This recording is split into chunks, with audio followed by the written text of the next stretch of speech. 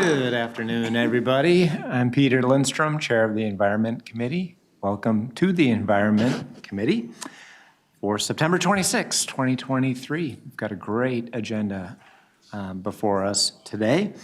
And without any changes, we can move forward with that agenda and go on to our next agenda item, which is September 12th, minutes from that committee meeting. Is there a motion to approve? The motion has been made, and a second? Second. Second. All in favor say aye. Aye. Nay. Carries.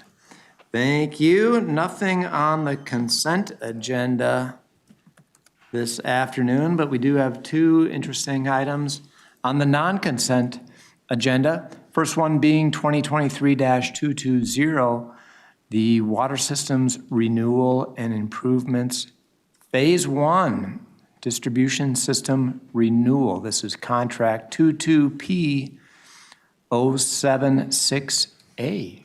Welcome back, Tim. Thank you. I saw, by the way, as you're getting set up here, that in the Finance and Commerce magazine, they were talking about how the city of St. Paul has seen a significant increase in permits recently, driven in part, they called out, from the Metro plant. The improvements at the Metro plant. Lots of them. Which is a good thing. And that's on one thing that you're going to talk about this afternoon. Yeah, well, thank you. Well, good afternoon, Mr. Chair and committee members. My name is Tim Amstutz, and I am an assistant manager in plant engineering, one of the programs in treatment services. I'll be presenting business item 2023-220, called Metro MWWTP Water Systems Renewal and Improvements Phase 1 Distribution Systems Renewal, Contract 22P076A. Before I move on to the next slide, I'd like to take this opportunity to introduce Dave Brown, who is the project manager for this project, and Dave is in the audience. Dave, could you please raise your hand for the committee? Yeah, thank you. Let me see if I could switch this, if I can. It worked. A little bit of background before I proceed with this slide.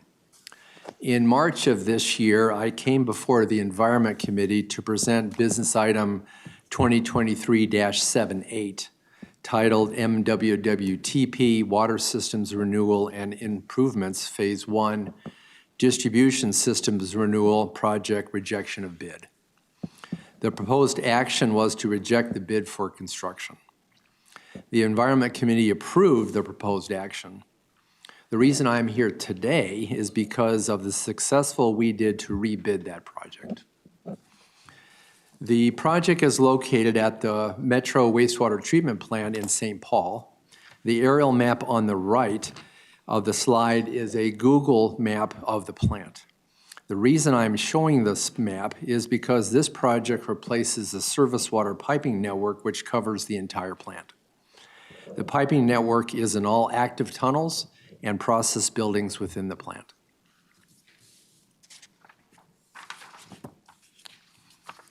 Okay, let me see if I push this forward. Okay, good. Okay, project drivers. The piping system is near end of service life. Most of the piping was installed in the 1960s to the 1980s. Some was installed even earlier. Corrosion in the steel pipes has resulted in pipe leaks and particulates clogging steel water pipes. Secondly, many of the valves do not work. When valves don't work, and a pipe repair is required, large portions of the system have to be taken out of service. This is time-consuming and must be very carefully coordinated to not detrimentally impact process. The two photographs on the right are examples of, the first one on the top right is an example of two surface water pipes that have been repaired in the past. You can see a repair clamp on the blue-colored pipe. The blue is old insulation covering the surface water piping. The second photograph, the bottom photograph, shows a corroded steel surface water piping that is not insulated.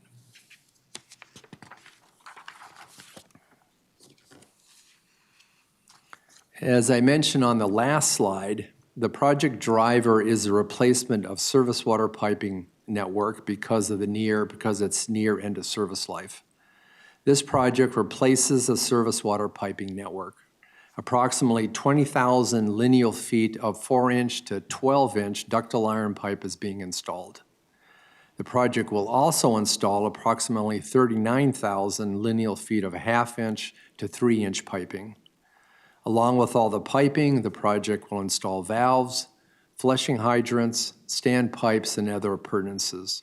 The photograph on the right, sorry about that. The photograph on the right is a cover sheet of the project plans. So I apologize not showing that. Let me switch over to the next one. Okay.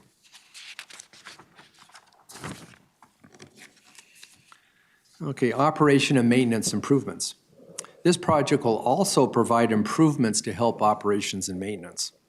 First, the system pressure will be increased from approximately 50 pounds per square inch to about 90 to 100 pounds per square inch. Because of that change, we eliminate the need for both fixed and portable booster pumps. The photograph on the top left shows 2 old booster pumps that will be eliminated. Second, the number of cleaning connections will be increased from 57 to 266. The photograph on the top right shows a spray water standpipe that will be repurposed for tank cleaning. Thirdly, the project reduces the potential for pipe corrosion. The project will install insulative coating on the ductile iron pipe instead of covering steel pipe with insulation. The bottom left photograph shows a corroded steel pipe. The bottom right photograph shows an example of a pipe with insulative coating.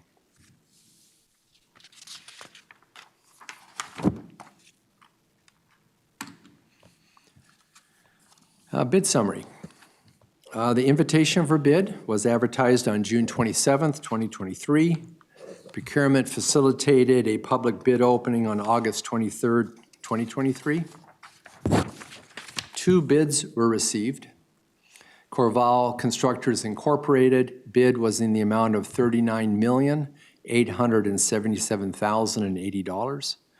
The project is financed by a loan from the Public Facilities Authority and has a disadvantaged business participation goal of 10%. The Office of Equal Opportunity reviewed and passed the bid from Corval Constructors Incorporated. Corval Constructors Incorporated is the lowest, responsive, and responsible bidder. Before I move on to the next slide, I'd like to talk a little bit about the bidding outcome. On this project, we received an independent cost estimate before bid date. We also, as I mentioned in the previous slide, received 2 bids on the bid date. We looked at the numbers, and what we found was very interesting. This is the first project that I've been involved with in which the percent difference between the 2 low bids and the percent difference between the low bid and the independent cost estimate are both very small. For example, the difference between the low bid and the independent cost estimate was only $124,000, which is only a 0.3% difference. For a $39 million project, that is what I call an amazing result. And we had a similar result between the 2 bids.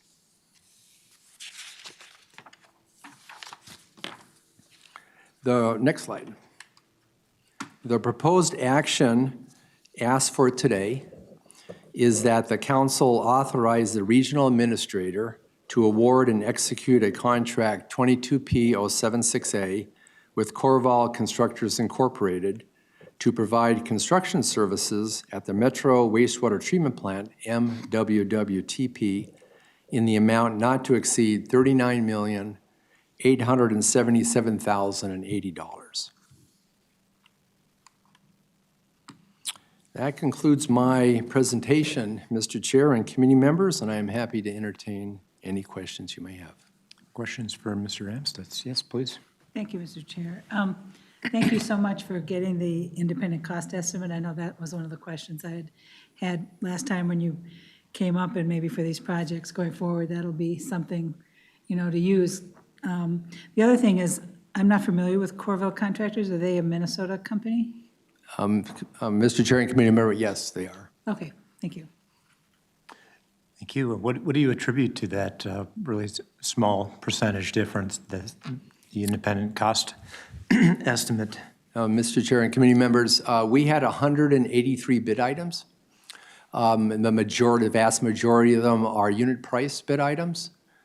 So that's probably the first reason. The second reason is we did a very, very detailed review of the plans and specs. And I give Dave Brown a lot of credit for the work he did to make sure we had we made sure that all the work in the contract is covered under bid items. We tried very, very hard on that. I suspect that's really helpful for the bidders to have that detailed information so that they can make a really informed bid, and obviously helpful for us as well. Other questions, comments? Fantastic. Well, we need a motion. We need a motion. We've got all this great information. We ought to move forward with it, huh? Is there a motion? Move approval. And a second? Second. Motion's been made and seconded. All in favor, say aye. Aye. Opposed, nay. Thank you. Thank you very much. Carries.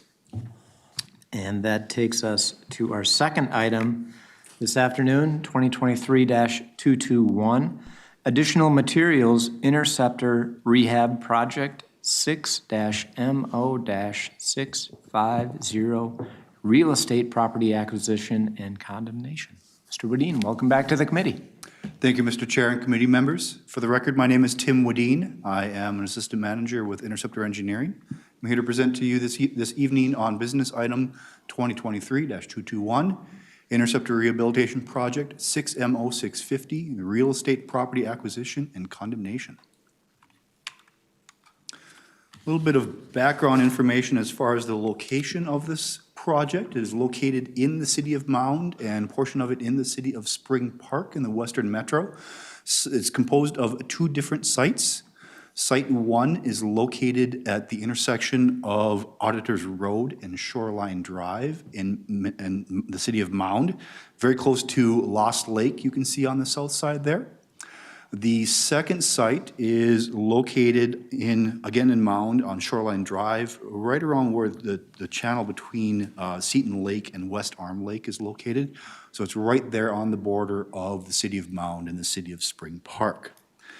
The facilities in the area include a force main that starts on the right-hand side, the east side of the lower map there of Site 2. And that force main extends from the city lift station in Spring Park over to Chateau Lane, where it discharges to a gravity sewer. And that gravity sewer continues to the west, where it crosses Auditors Road in Spring Park and continues to the west. You can see on the map here the overall site between the east side at Spring Park, the border between Spring Park and Mound, all the way to the west where it gets to Auditors Road and beyond. In this area, Hennepin County is planning a road construction project for the summer of 2025 along Shoreline Drive in the city of Mound. The Environmental Services Interceptor 6MO650 is located along Shoreline Drive. The force main section of the Interceptor was built in 1963 and has had multiple breaks in the past couple of years. So there was one in 2014 and one in 2021 that we've had to repair. There's also a gravity section of the Interceptor at the intersection of Auditors Road and Shoreline Drive that I discussed. It's got a rating of 4.5 and has about a 10 to 12 inch sag in that pipe. That is really causing a lot of trouble when it comes to maintenance of that pipe itself. We're accumulating a lot of debris in that sag, and that's having an impact on its performance. So both sides need to be rehabilitated before Hennepin County's road project comes in, so that we are reducing the impacts on the community, reducing construction of a newly constructed road or newly rebuilt road in the area. Part of that project is going to require easement acquisition. to be able to construct the project itself. So the work will acquire permanent and temporary easement acquisition for construction. And we're projecting, based on the plans that we put together and the construction area that we've identified, we're estimating that that'll impact 6 parcels. So our proposed action is that the Metropolitan Council adopt Resolution 2023-20, authorizing the acquisition and condemnation of real estate property for the Interceptor Rehabilitation Project 6MO650 MCES project number 819022. With that, I'm available for questions.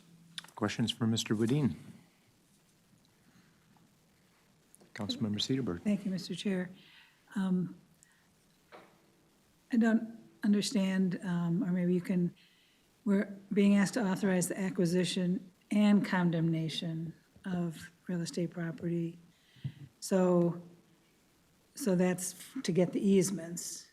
And then do you work through the cities to get the condemnation? Or how do you condemn, how does the Met Council condemn property for acquisition? Mr. Chair and committee members, Metropolitan Council by statute has authority to move through condemnation proceedings, move through eminent domain proceedings. And let me look through, as I recall, under policy that we reference on the business item, policy FM 9-1, real estate policy, as well as Minnesota State Statute 473-504. Those allow us to move forward with condemnation proceedings for land acquisition. Thank you. I figured you had permission. I just, You didn't just feel like it this morning? You didn't bring this forward? Mr. Chair and committee members, I try to do everything that's within the law and within our policy and not just fly by the seat of my pants as we move forward here. That's a good policy itself. All right, very good. Other questions? Yeah. Yeah, please, Councilmember Carter. Yeah, I was wondering, are any of those parcels occupied or? Mr. Chair and committee members, one of the parcels that we have been looking at is currently occupied. It is the owner, as I recall, has a business on that site. And so part of that easement acquisition is going to be impacting that business's parking space. It's very close to the right-of-way area. And so we're working with that property owner to try to make sure that we're acquiring the easement, the temporary easement in that area that we need for construction activities. Trying to work closely with them to not only to keep the easement acquisition as small as we need in order to do the work that we have in front of us, but also arrive at a fair compensation for that easement based on how that property is being used, how that property has been appraised. Very good. Other questions? Is there a motion? So moved. Motion's been made in a second. This has been seconded. All in favor, say aye. Aye. Opposed, nay. Carries. Thank you. And that takes us to our 2 information items. The first one, I'm sure, near and dear to Councilmember Cedarburg's heart. My district. In your district, in your neck of the woods, White Bear Lake Comprehensive Plan Update. Welcome to the committee. Thank you. Thank you, Mr. Chair and committee members. I'm Judy Sventek, manager of the Water Resources Group. I have Greg Johnson here with me. He's our principal engineer in the Water Resources Group as well. We're going to give you this update on this study. So we're going to start with a brief overview of the enabling legislation, which was passed this past session, and the history around the issues with the White Bear Lake water levels and groundwater withdrawal use. Then we'll kind of discuss the key issues of the study and the process and timeline that we've developed so far for this project. The legislation appropriated $2 million to the Metropolitan Council to develop the comprehensive plan that was set to ensure communities in the White Bear Lake area have access to sufficient drinking water to allow for growth while also protecting the resources so that we ensure that we have sustainable surface water and groundwater resources. The legislation also authorizes an advisory group for us to work with. And there's members from Health Department, DNR, and PCA on this advisory group, as well as there's been appointed members from each of the communities, basically in the 5-mile radius as part of the lawsuit in the White Bear area. There's also a member of MOSAC that will be appointed once we have the MOSAC members reappointed, which hopefully will be announced next week. And then there's a member from St. Paul Regional Water Services. So kind of taking a step back, some of the background before the legislation passed, this issue is not new in the White Bear area. There's been issues with water levels in there for the last few years. It kind of fluctuates over the years. In 2012, however, there was a lawsuit that was filed saying that the DNR was allowing communities and businesses to use too much groundwater, which was impacting water levels in White Bear Lake. So in 2016, the DNR set a protective elevation of 922 feet for White Bear Lake, which attempts to recognize and balance the ecosystem's benefits and the negative recreational impacts of the lake levels. In 2017, the courts imposed a number of restrictions and requirements on the DNR. The DNR was prohibited from issuing new groundwater appropriation permits and increasing the existing groundwater appropriation permits within that 5-mile radius around White Bear Lake that I mentioned. They put in additional requirements such as including a residential irrigation ban so that in hopes that the water levels would remain okay in White Bear Lake. So anytime the water levels drop below 923.5 feet, permittees were required to have a residential per capita use of 75 gallons per day and a total water use of 90 gallons per day. However, in 2022, the DNR modeled the area to make sure that was going to be enough. It was determined that 40% reduction of the groundwater use would be needed to maintain that protective level of 922 feet, which then really meant that the residential water use had to be lowered to 55 gallons per capita per day, not 75 as was in the original court order. This whole process is now in a contested case hearing, which is going on at the same time that we're working on this study. So we are working with the communities on that, but we're trying to stay out of the lawsuit and just work on the project that we have been assigned to do, which Greg will kind of go into the details of. Thank you, Judy. Let's see here, next.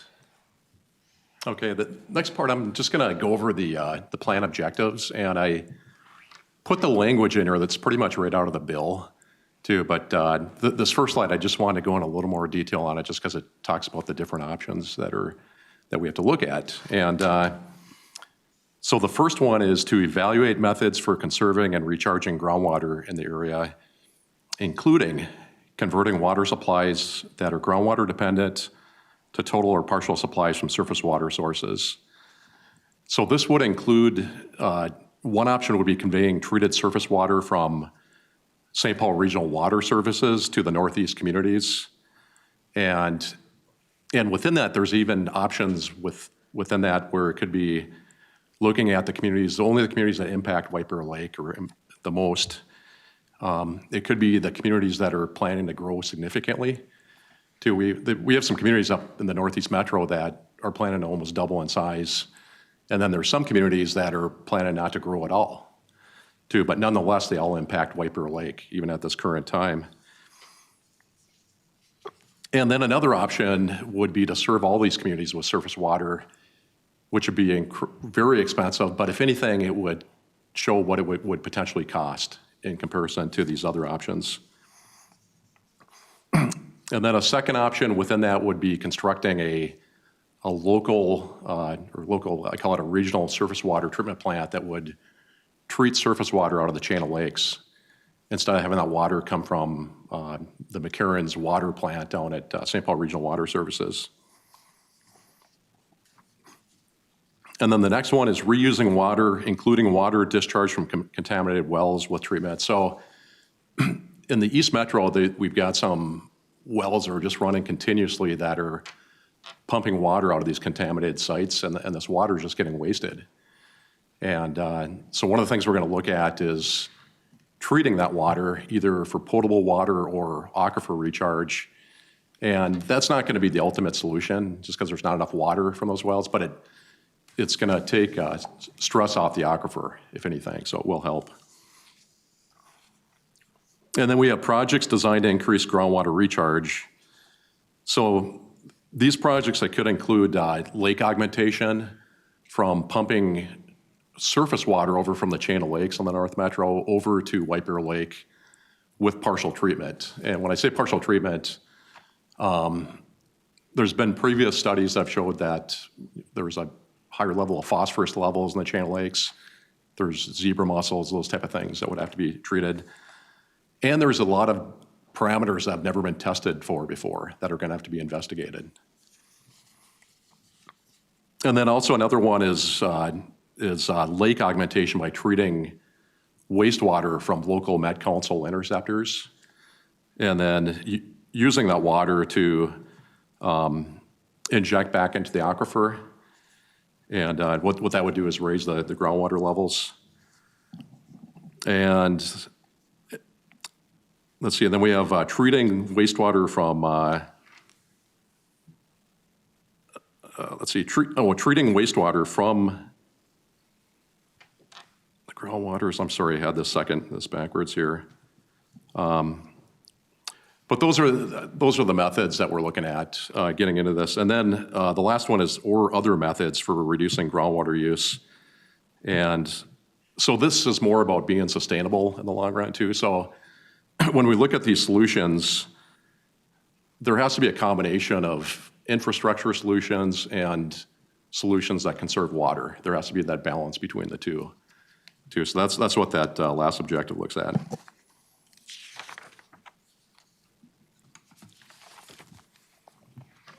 And then the second objective is to determine which existing groundwater supply wells, if converted to surface water sources, would be the most effective and efficient in ensuring water sustainability in the area too. So this gets into the groundwater modeling component. There's been a lot of groundwater modeling done previously, mostly by the DNR, too, where they've showed over time how these wells impact White Bear Lake, not only for current conditions, but also for future conditions too. So we're in the process of doing our own water demand projections that go to at least 2050.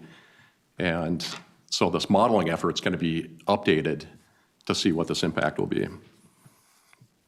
And then the third objective is identifying a long-term plan for converting groundwater supply wells identified in Clause 2 to surface water. And again, this gets back to those different surface water supply options that were mentioned previously.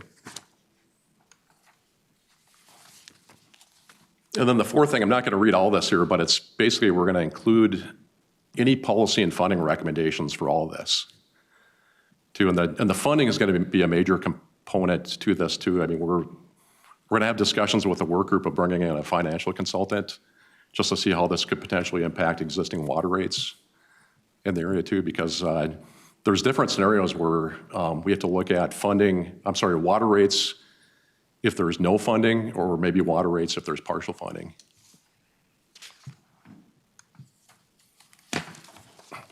And then also include any policy and funding recommendations for local wastewater treatment and recharge too. And one thing just to probably point out too, when we get into this initial part of the study, we might determine that some of these options maybe just aren't feasible too. So we might want to focus on maybe the most 2 or 3 that we think are the top ones too. So that's the one thing we don't want to go down the rabbit hole on all these if we don't have to. So that's going to be a work group discussion item.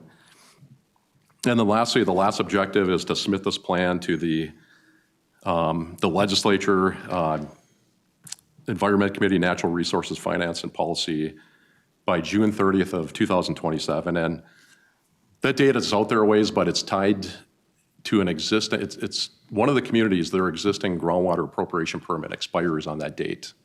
So they just happen to tie those dates together. There is a schedule that I'm going to present earlier that does go out to that date, but we're hoping that we could maybe move that up some amount of time too, but that's yet to be determined. And then as far as past studies, there's been a number of studies that have been done studying this issue going back. I'm listing the ones that only go back to 2014. And so we do have a lot of information that we think can be updated that the information that's still relevant today. Obviously, all the costs have changed significantly. When I look back at, I think I looked at the construction cost index in 2014, I compared it to present. Construction costs have gone up 55% since that time, so everything's changed.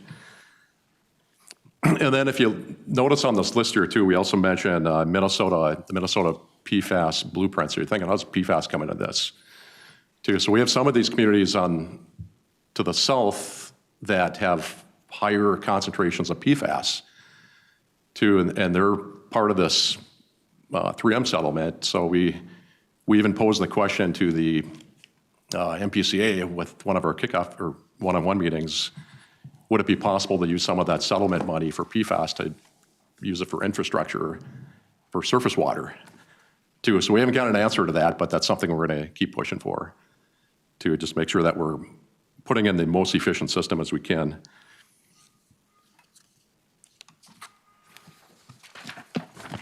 And then just to go through the schedule, up to this point, we've had one-on-one, we call them one-on-one meetings with each of the communities just to kind of get their thoughts and concerns, and versus having an open meeting with the entire group, which we're going to do. And those meetings were very effective.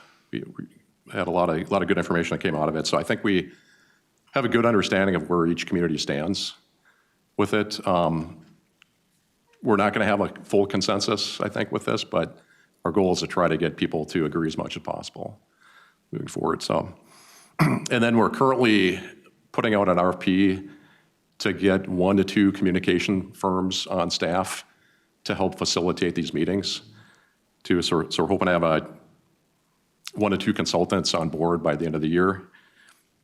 And then once we get those communications firms on board, we're going to schedule that first work group meeting in January of 2024. And then we'll probably meet monthly, at least for those first few meetings, so that as a group we can develop an overall scope that meets these objectives. And it's something that we can use for RFPs to hire additional consultants. And then after that, we'll probably meet quarterly. And those quarterly meetings would probably go out until 2026. And then we would have that report with a goal of submitting it at the end of 2026, if not sooner. So, Mr. Chair and committee members, that concludes our presentation, and we're here to answer any questions that you may have. Great presentation. Thank you. Questions? Please. Okay. Thank you for the presentation, and this, pretty much almost everybody's in my district except maybe North Oaks and a few other people, so I've been hearing a lot from my constituents. Couple things is, when you're talking about feasibility, and it is important to not go down the rabbit hole, but I do recommend not cutting off options too soon. Sure. Because you're not going to have your financial and technical analysis award until June 2024. And it seems to me that you could do that sooner so those people could get up to date, because it's going to take them several months to actually read the reports, maybe 2-3 months to actually get up to speed. I mean, it may take them quicker, but so now you're at the end of next year before they're maybe up to speed and meeting people. So, I understand there's a limited amount of money, so, but maybe get those people on board a little bit sooner. I do appreciate you mentioned that, you will be looking at White Bear Lake augmentation as feasibility as well. That's what I'm hearing from a lot of people. And the one thing I'm not hearing, and I didn't hear anything about equity involved with this process. Yeah. About how, there's a lot of communities who are impacted by this who are in lower income. And so, the water rates for surface water may significantly impact them to a greater extent. And so I don't know if we want to think about equity and maybe not the final decision, but actually looking at that as being an item to kind of score things as well. And that's what I'm hearing from, I'm passing along things that I'm hearing. Okay. And I think those were the things I'm hearing, and those are the things when I read this that I was concerned about. Sure. So thank you. Yeah, one thing just to mention to Mr. Chair and committee members is that when we had these one-on-one meetings too, we also asked the question to each of the cities if they would like us to give, you know, an update or updates to their council members too. So they're all receptive to that, attending maybe a workshop, just to make sure that they stay in the loop too. Each of the communities will have their own representatives, and we're counting on those representatives to relay that information back to the councils. But nonetheless, sometimes it's better to hear that information firsthand. So we were planning on that. I had a question about that. Will the representatives be staff members of the city or community members, or maybe a mix of both? It's a mixture of both, too, yeah. I would say probably the majority of it's staff members. We do have one city that's, we have a council member that's on board, but mostly, you know, it's either the public works director or city administrator or a city planner, too, yeah. And Mr. Chair? Yeah, please. And all these people were appointed by their cities, so we reached out to each city, and they sent us back the name of the person that they wanted to be on the work group, so. Great. I was curious to know about the decision-making process. Yeah. Is this going to be majority vote and, you know, that's the way the Yeah. recommendations are going to be, or is it like, you know, unanimous? You mentioned it's, you know, that getting to unanimous will be pretty challenging on a lot of these things. So, Mr. Chair and committee members, I see this more as a solution that'll have options for things that communities can look into. I wish we could get to unanimous, but I don't think we're going to get there. I think we've heard just in the conversations we've had so far, a lot of people are coming from different places, a lot of communities are willing to do certain things and not other things. So I think we're going to go by as much consensus as possible, but we're going to lay out all that framework with the consulting firm, and that's why we're trying to get that consulting firm on board to really help set the stage for how we're going to run these meetings, how we're going to make decisions, and really facilitate that conversation, which is why we're kind of taking our time to get things going, because we want to make sure we do it right, and it's just taking a little bit longer through our procurement process to get this going, but that's why we're hoping to have that first meeting in January. Great. Yeah. So will there be, if you go to the Met Council website, will this all have its own webpage and, you know, communications to the rest of the public, so? Sure. Mr. Chair, committee member, yes, we are in the process of getting a web page set up that will have the basic information on it that everybody can look at, see where this project is at, and the status of this project. We're also planning on putting together, depending on the maybe quarterly updates that we'll send to actually all the legislators in the area to keep them informed of the process. Also, you know, connecting with Representative Hansen and Senator, I can't remember his name, and the senator who approved this process, just to make sure that they're in the loop and they're understanding where things are at throughout the process, as well as we'll be providing updates to this committee and through all the other council communications, so.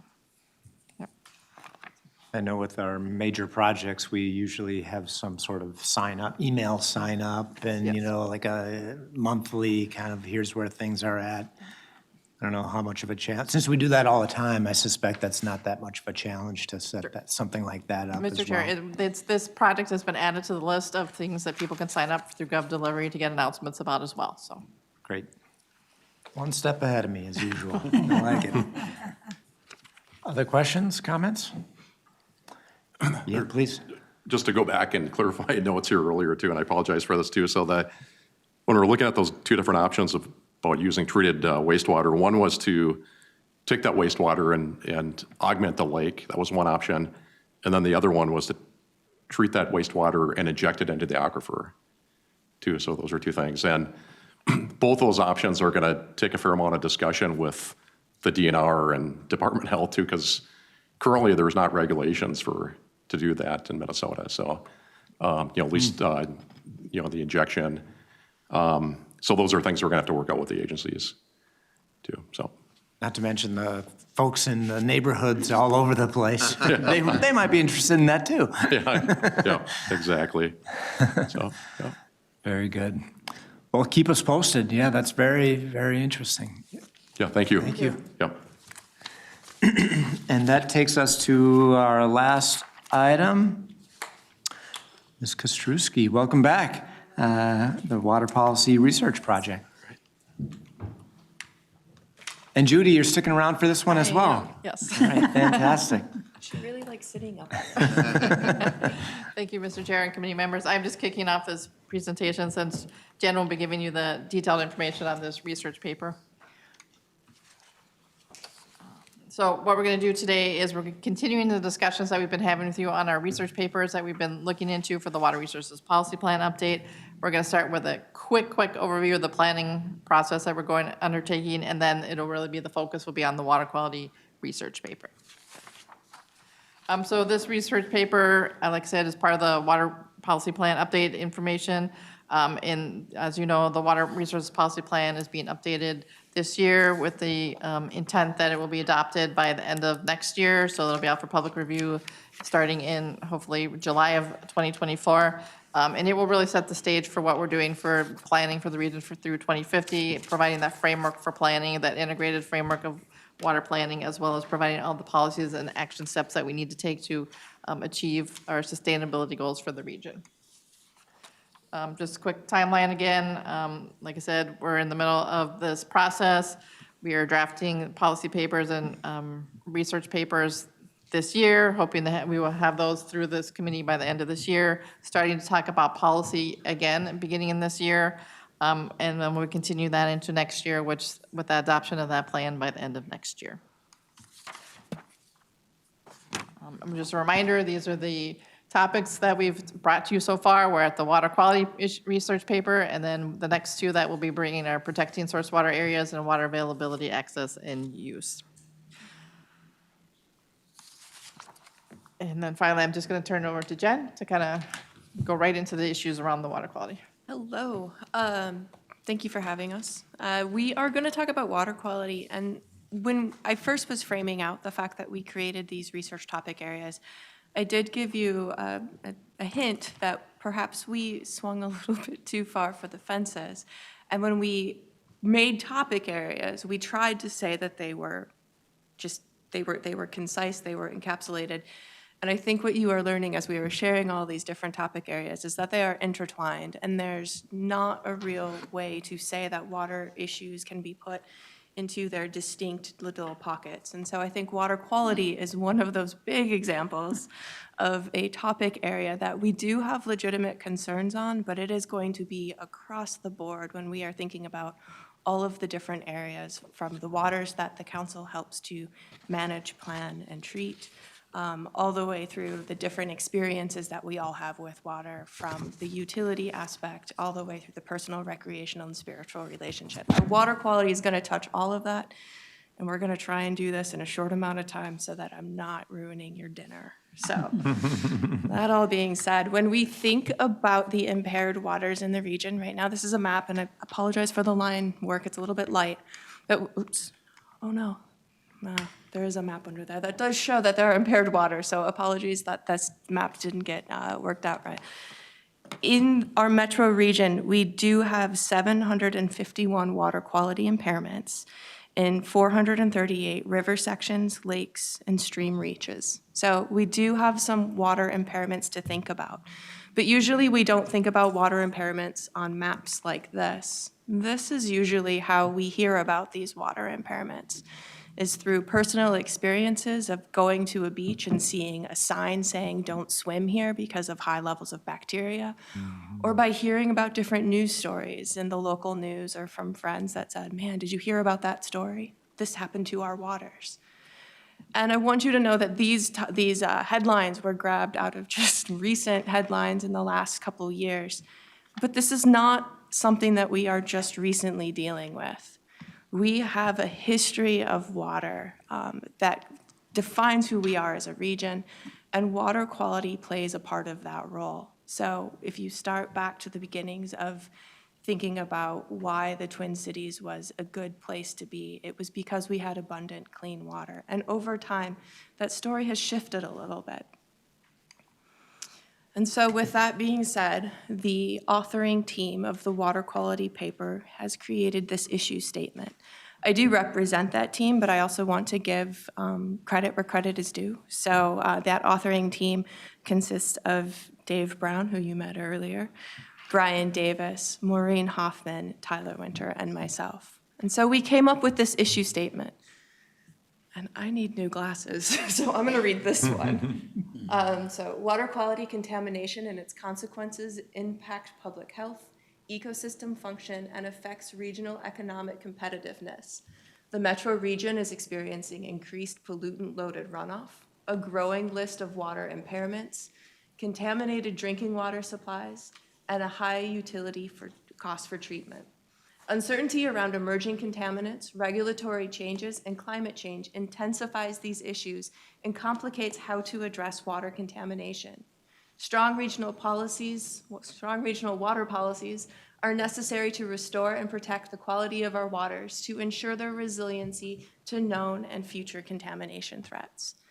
So that's just where we're starting with this paper. It's the issue statement that we laid out.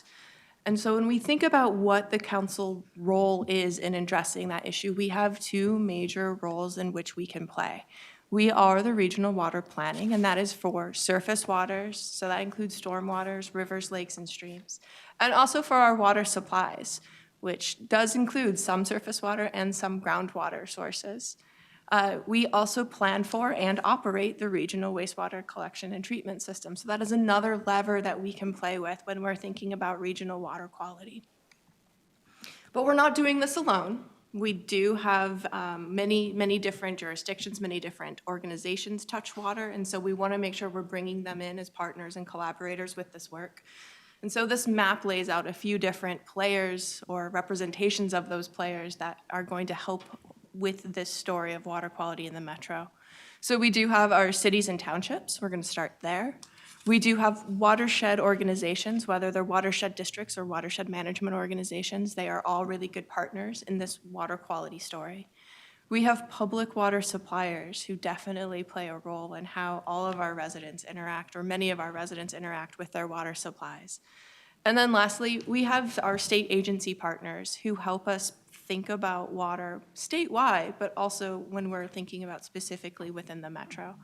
So while there is good and a lot of responsibility and rightful responsibility on the council, I also want to say this is not our issue alone. It is through collaboration and cooperation that we can start addressing these water quality concerns. And so what are those concerns? At first, we tried to identify as a team what the drivers could be to affect water quality when we're thinking at 2050, so pretty far out there. And the first thing we think about is that we are predicted to have population growth for our region. I came here as a transplant. I'm sure there will be others following me. This is a really great region to live in. And so as more people come, we will do what people do. We will live amongst this metro. We will all be thirsty, so there will be increases on water demand, which affects water quality sometimes because quality and quantity are also connected. We will want to do, or at least I want to get out there and kayak on those rivers and streams, so there'll be additional recreation stress as more people come in. And then just generally moving through the world, we have associated water quality contaminants that can run off or just be existing with us, including how we use our land. So this is that impact of thinking about as more people are here, we're going to change the way that our lands work. And so if we decide to take some green space and develop it in a way that has more impervious surfaces, so that's sidewalks or parking lots, water will shift how it moves through our region, and it will shift what pollution it can carry as it's going through that. So as we are making land use choices, that will have impacts on water quality. And I'm not saying that we can't develop without having those impacts. We can develop, we just need to keep water quality in mind as we are making these developments so that we are best developing with our waters and our water qualities in mind. This was just the key to that legend to that map, just so you all had it. Another crucial concern that is looking us dead in the face right now, I think, is climate change. We know that we are going to continue as we think next week, or as we're thinking out into 2050, we are going to continue to experience some weather patterns that will be different than what we experienced in the past. And this includes extreme precipitation events, whether that's rain or snow. It includes prolonged wet periods, warmer winters, heat waves, and thankfully I don't say this rain has got us out of the drought, but at least we're starting to take a crack at our current drought with this rain. So we'll be experiencing all those things, from extreme events to drought across the board.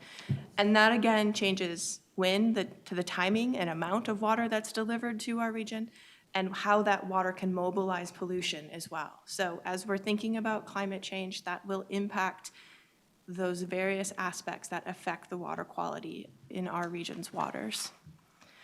We also, in this paper, dug in a little bit deeper with some contaminants that were highlighted as things that we wanted to be concerned about. And they are both immediate, but also thinking long-term, because we don't necessarily have the solution to address some of this contamination. And the first one we started with was chloride. In the north, we have to balance personal safety in the winter and water quality. Again, it's not saying that we should not salt at all, but we should perhaps look at other de-icing alternatives. Perhaps we should think about different ways or expectations that we have when we are moving in a winter world. We are seeing an increased freeze-thaw cycle in our region, and so that is going to increase the dependency on these de-icing mechanisms. And so chloride is one of those that are a crucial concern. We do call it a permanent pollutant, because when chloride does get into a lake, it is very hard to remove it, so river, lake, or stream. So it is something that we need to keep in mind. The other aspect of how chloride is connected to our work is that in many homes, there are water softeners. And as people use the water in their home, as our residents use that water gets routed to our treatment plant. So we don't produce chloride in our treatment plant, but we are a conduit of chloride. And so it's one of those centralizing locations where some of the chloride will get brought to the rivers and discharged from our system. And so it's something to keep in mind, especially as we're thinking about considering wastewater reuse. That chloride load can impact the ability of how we're thinking about reusing that water. So again, this is that little insight that water quality is connected to all these other issue areas that you have heard from us already. Another crucial concern, and we cheated, and we lumped two things together as one, and so we call them nutrients. Nutrients are nitrogen and phosphorus. They're essential for life and the planet. But if we have too much of these nutrients in our water bodies, we can start to see negative impacts. It's called eutrophication. So we'll see more algal blooms. We might see fish kills. There are some serious health impacts on our water bodies if they have too much nutrients. We do know that nutrients can come from across the metro, whether it could be runoff from a farmer's field, or it could be if I don't pick up my dog's waste. And so there's different locations and sources of these nutrients, but what we do know is that we need to reduce the amount of nutrients in our waters, especially the Mississippi, because while we are the headwater state, we are still a contributor as we're thinking about as that river eventually makes it to the Gulf of Mexico, and it's nutrients that are creating that dead zone in the Gulf where we can't have any aquatic life where there once was, and it's getting larger each year. The connection with wastewater is also a really great story, and I hope if you have not heard it already, that you hear it. We have historically, as part of wastewater treatment, had higher levels of nutrients as we were releasing our effluent. And through technology changes and some really great engineering, we've been able to reduce the amount of phosphorus in our effluent by 88% from the, sorry, okay, there we go, just checking on the dates, from the early 2000s till now. Nitrogen might play a factor in this going forward. There could be technologies that can also help reduce the amount of nitrogen in our wastewater. So this is something that we are keenly aware across the board when we're thinking about water quality. And lastly, PFAS. I would be remiss not to mention it. We do know that PFAS are per and polyfluoroalkyl substances. They are persistent synthetic chemicals that are significantly impacting our region. And so we do have 14 communities that have impaired waters in the East Metro, and we also have surface bodies that are starting to get listed for PFAS impairments. PFAS has been a large part of manufacturing and our day-to-day world, and we don't actually have an understanding of just how many PFAS are out there, because some of them are proprietary chemicals. So this will be a struggle to try to think about how we address this situation. And we also know that once those PFAS chemicals are released, similar to chloride, they can contaminate in our waters, become well, not similar to chloride, but they also become bioaccumulated in our wildlife. And so it's one of those persistent, permanent chemicals that we need to keep in mind. We always have been showing this, and I actually ran out of squares. So there are more policies that water quality, our current policies that water quality are connected with. So I gave you the top ones on this. Pretty much everything in the 2040 Water Resources Policy Plan is connected to water quality. And so again, it's very intertwined. That being said, our team did have a series of recommendations. I'm going to go through them a little bit quickly. You do have the slides for your review, and we can talk about if there are some recommendations that resonate with you or what you've heard from your constituents. The first one is to recommend a new policy. We were tasked in 2040, in Thrive 2040, to consider equity in the work we do. And so our team has said that we have done a good job of considering equity, but now we need to be a little bit more explicit about how equity is tied to the work that we are doing in the water arena. And so our team has recommended that we do need to have a new policy that is connected to environmental justice and/or water equity. And we will be looking forward to working with ES leadership and you all to help craft that policy. We do also, just to give ideas of what the staff are thinking of what some proposed actions are, provided some proposed actions that could perhaps show a little bit more clear connection to the work we do within environmental services and the areas of water equity. We also, as a team, thought that we should revisit our finance policy. It is pretty clear that our wastewater services pay for our wastewater fees pay for our wastewater services. But we are starting to, and I'm excited about this, see different connections of water and the intersection of water in these different areas. And there's a question of whether or not we need to refine what our finance policy is to start covering that work that we do. So this is a conversation that we also look forward to discussing with you. The watershed approach means that instead of thinking about just jurisdictional boundaries, we will think about how water actually moves through the region and bring in partners to do work within that area. And so we think it's a very good approach, and we don't want to change it. It makes a lot of sense. What we have proposed is some additional actions, including clarifying and taking on a more clear adaptive management approach, which means that we will, the shorthand of it is plan, do, study, check. So keep on doing, the scientific method is another name for it. So just keep on applying different ways to apply policy to see if it will make improvements in the region, and carry it forward to continue to make policy improvements to hopefully refine and get to good outcomes.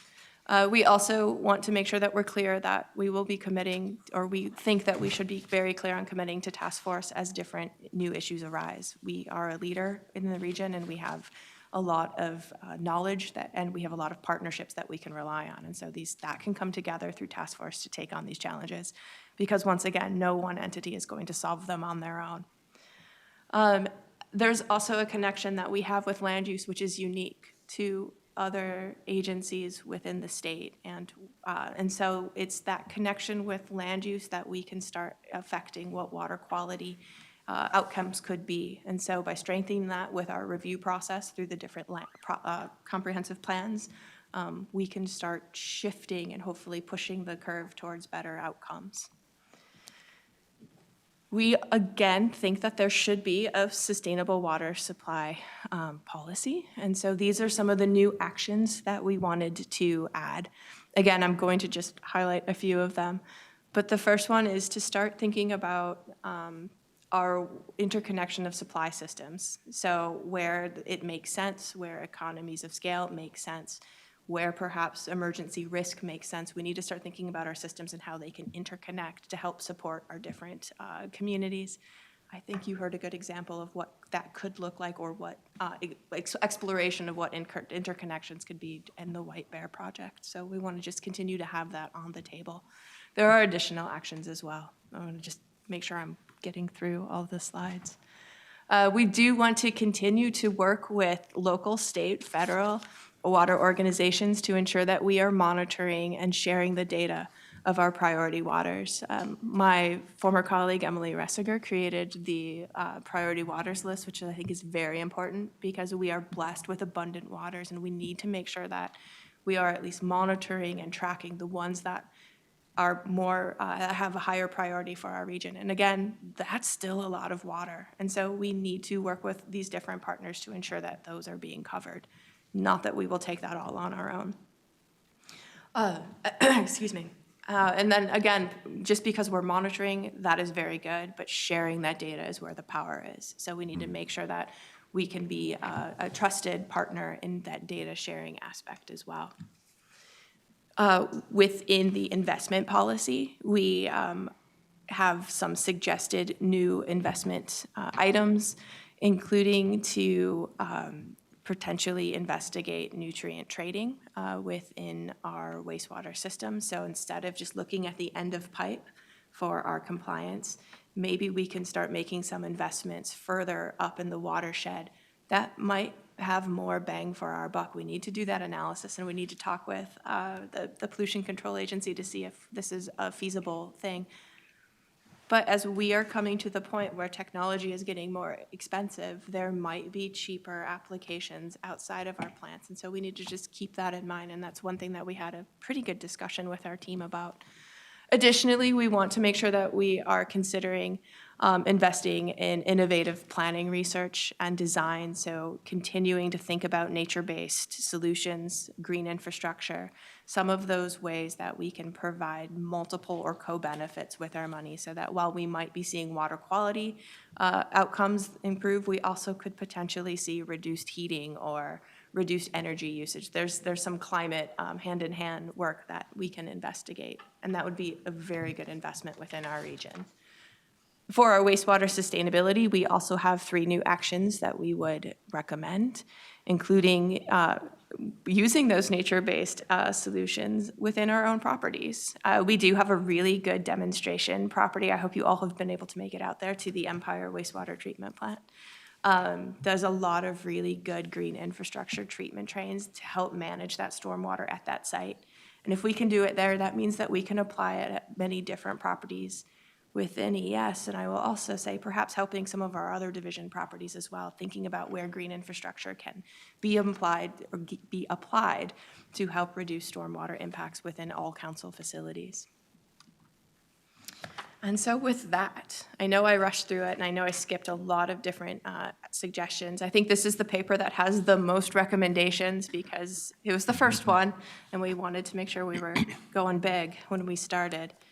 So I do highly recommend, and Wendy, I apologize, I did not put the link in this time, but I will get it in the notes.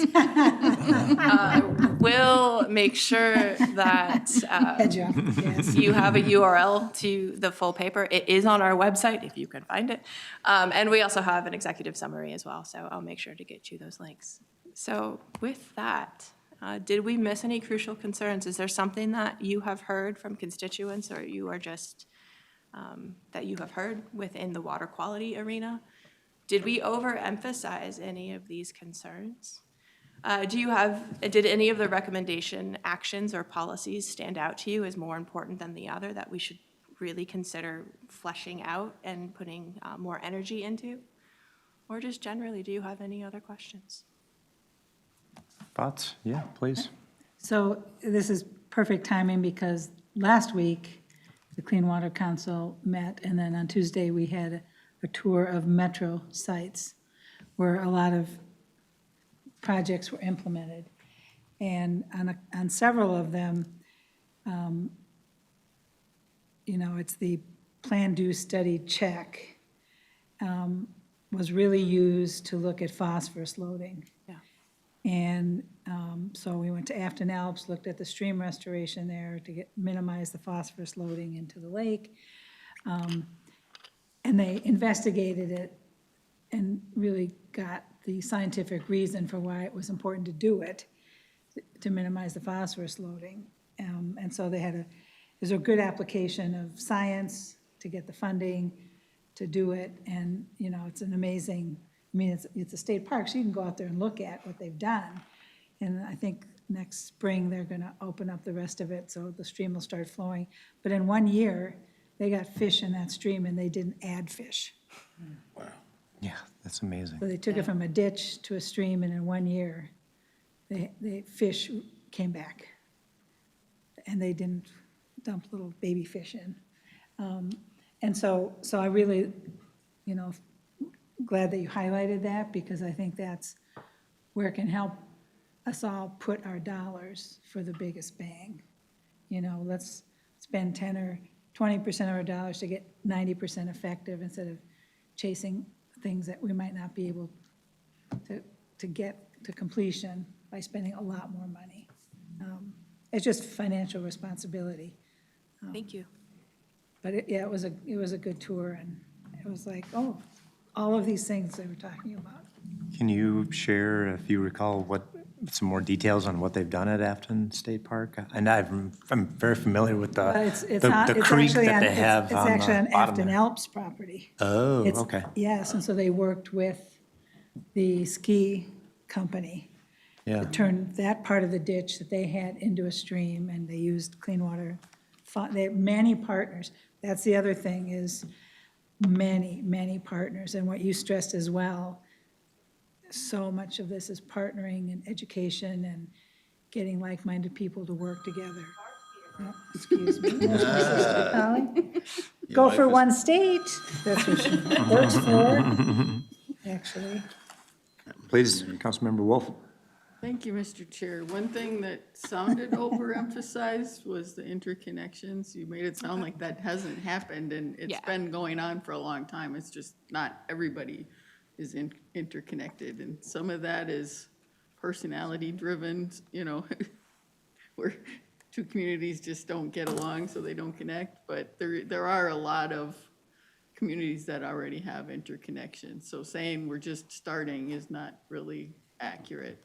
Another thing was brought up by one of our Land Use Advisory Committee members, Councilmember John Bodema from Corcoran, that a lot of the water quality stuff that for watersheds, the projects have a local match typically, and some communities have a lot of money for those matches, you know, like they're next to Maple Grove, and Maple Grove has a big tax base and they have a lot of money for those projects.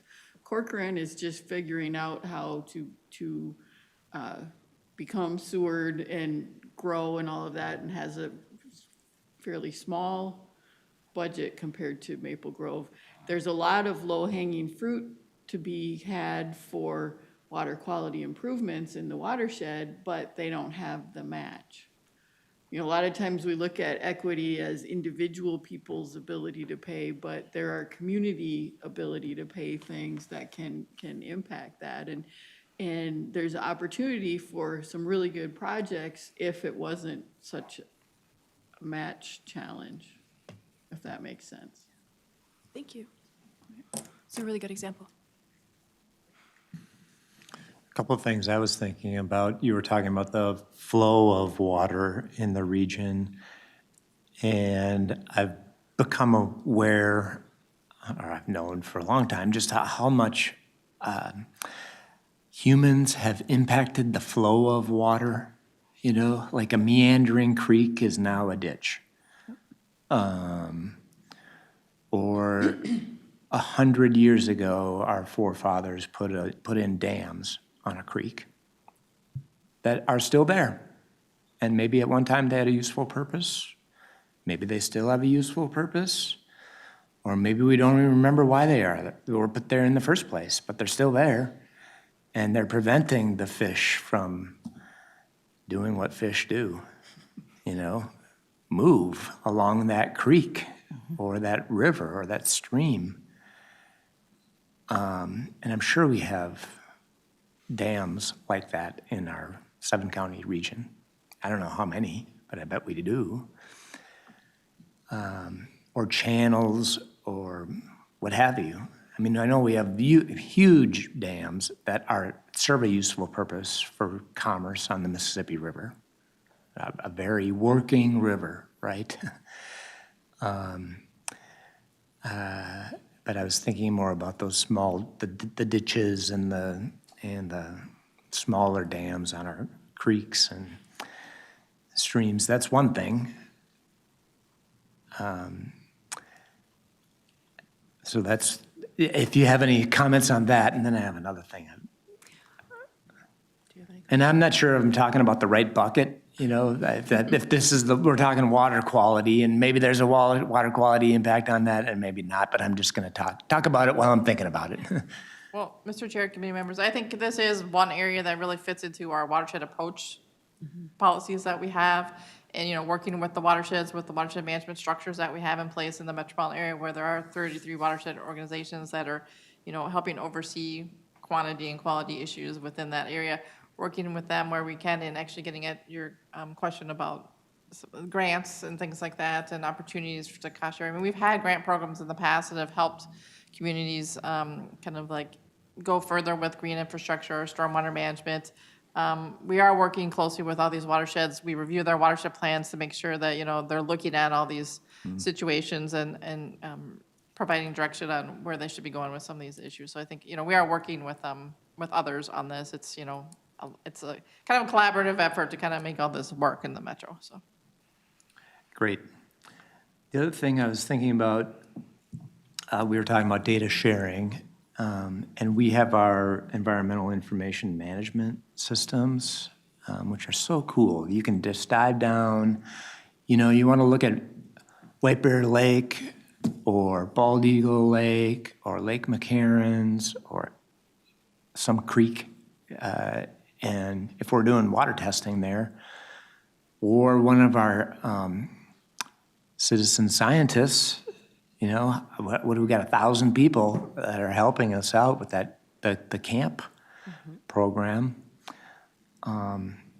citizen assisted monitoring program, which is amazing. I love that.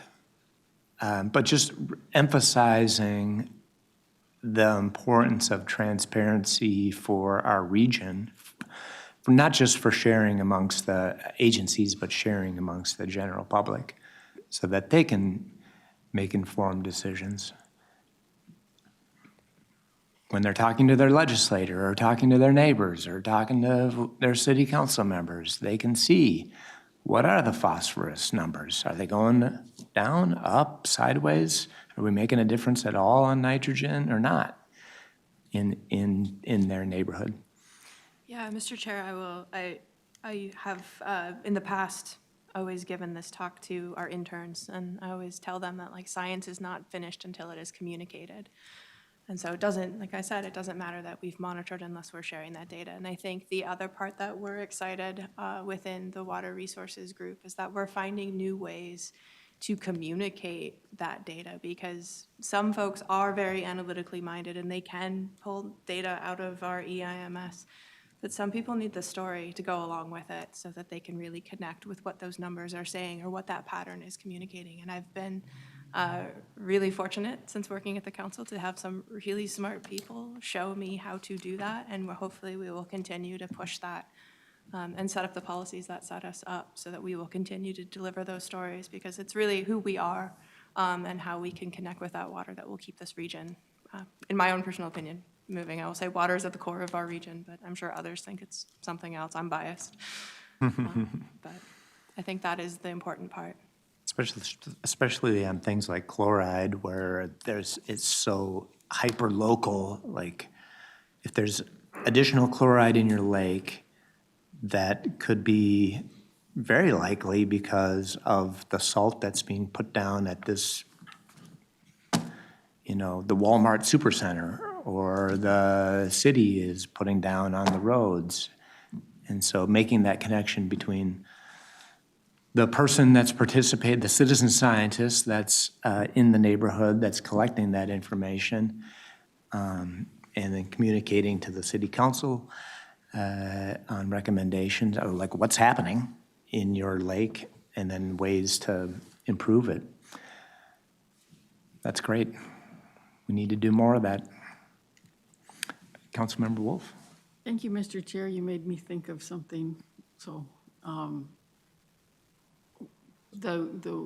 there's operational issues that can have a big impact on water quality, and snow removal techniques are one of the big ones. I know Minneapolis and St. Paul have been pretty steadfast on 3 days to plow, but that requires a lot more salt when you're packing down all that ice instead of quickly getting things off of the streets. And it's something I think we need to bring people's attention to, because they're not thinking about water quality when they're deciding their plowing strategies. Good point. Yeah, Mr. Chair, Councilmember Wolf, that's, I mean, chloride has been a big conversation within the metro, and there has been, the PCA has taken the lead with making sure that there's some smart salting training that hopefully our municipal operators and council members have attended, so that's fantastic. But again, it's coming down to, and I think I've said this when you have been in the room, but I started my career looking at science, and now it's shifting to looking at behavior. Because we have, I won't say we know it all, because we will never know it all, but I think I have seen enough to know that continuing to do a lot of monitoring without talking about behavior is never going to get us there. And so I think that those conversations will be the exciting aspect when we're thinking about water quality. Councilmember Wolf, and Thank then you, Mr. Seaberg. Chair. The PCA has been doing a lot of work with people who have parking lots in terms of reducing their salt use. But the municipal reducing the salt use tends to be self-led. Some cities have worked to decrease their use because it costs money, you know. Salt's not free. When I was on the Lakeville City Council, we had a pilot program of using a different product instead of the sand and salt mixture that was so popular that within a month or two, everybody in the city said, we don't want it to be just a pilot, we want it for the whole city, and can you make the county roads the same way? Because it worked well, and it saved money, and was better for the environment. But not every city is looking for that sort of innovation, and if we can encourage them to do those sorts of things, it saves them money and helps the environment at the same time. Councilmember Seaberg. Jen, your comment about, you know, policy and science and behavior,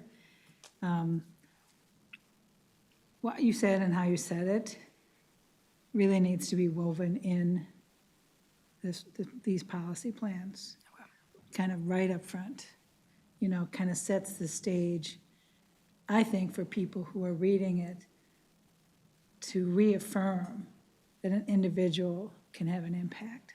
Okay. A community can have an impact, a small group of people can have an impact. And that, I just think that setting that up, that it's a holistic approach with everybody participating to really be part of the plan, part of the solutions, part of ideas, would really, I think, just set this, a tone of, you know, the Met Council isn't doing this to you, it's that we're setting the stage so we can do this together and you can all have an impact and a voice. So I just think that how you said it was very eloquent, so I think. Good just- thing these meetings are recorded, so you can go back and see what But you I said. just- Mr. Chair, you read my mind. And I couldn't, and I wrote just the code word down because I couldn't, but just the way you said it, and I just think highlighting that throughout, you know, the water resources policy, the water supply plan, I think it'd just be a really positive tone. Thank you. Well, we'll have a couple of other opportunities, I think, to weigh in on this. Councilmember Carter. Yeah, I just had a thought, there was a lake, local lake that I would fish on last summer. And I would always get the limit every time I go there. And this summer it was overrun with milfoil.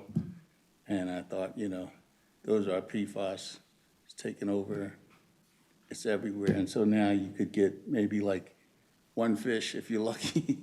And, but I think about, how many, then I saw a few dead fish in there also. And so that's just one summer.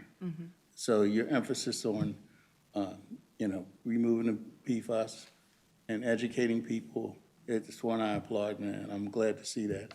Because it affects people on a very personal level because, water is life and it's definitely a part of the life here. So thanks for your work and report and everything. Yeah, Mr. Chair, Councilmember Carter, thank you.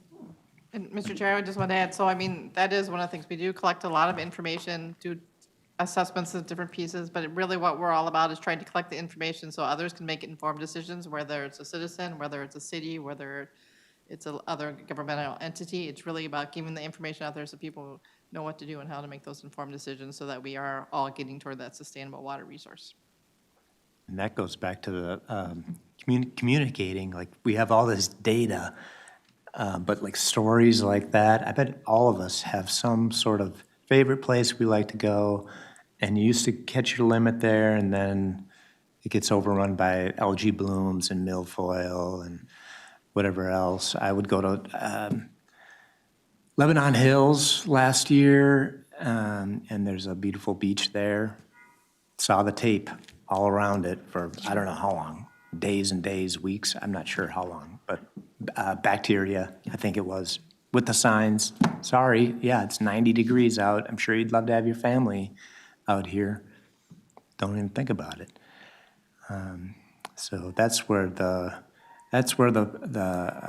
policies tie in with the personal stories and the communication and try to make positive change. Mr. Chair, that is our plan. All right. Anything else? Thank you very much. And that takes us to our general manager's report. Just going to seize the moment that in addition to getting good information out to help people make good decisions and change behaviors, the complexity of water isn't going to get any less so. And the milestone we're reaching with the White Bear Lake work that you heard about tonight is huge. When I first started as general manager, I went to a lot of listening sessions. This was in that era, waiting for the DNR lawsuit to be decided, and certain agendas were being pushed or thought to be pushed. But mostly it came down to people didn't feel they were being heard in terms of how this was affecting them or would affect them, and felt like they were going to get left behind with the decision and how it would impact them. So really, it's exciting that not only are we getting the chance to help reach decisions about good ways to work together by providing good information, we're being asked to help the groups come together and find their common ground, because that's probably the hardest job that we have to do, because we're used to getting the data and the science together and sharing it to some degree.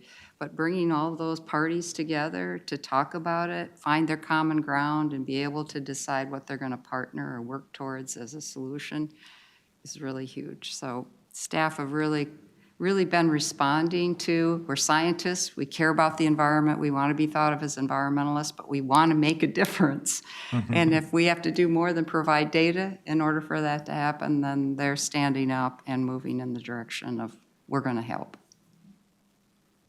And I think Wendy could probably testify that you're seeing some things different this time around with the development of the framework than you may have seen in the last time, in terms of how much we're spending talking about and getting information shared, and our plans to take it to the public for feedback and comment much sooner than the formal public process that usually happens at the end.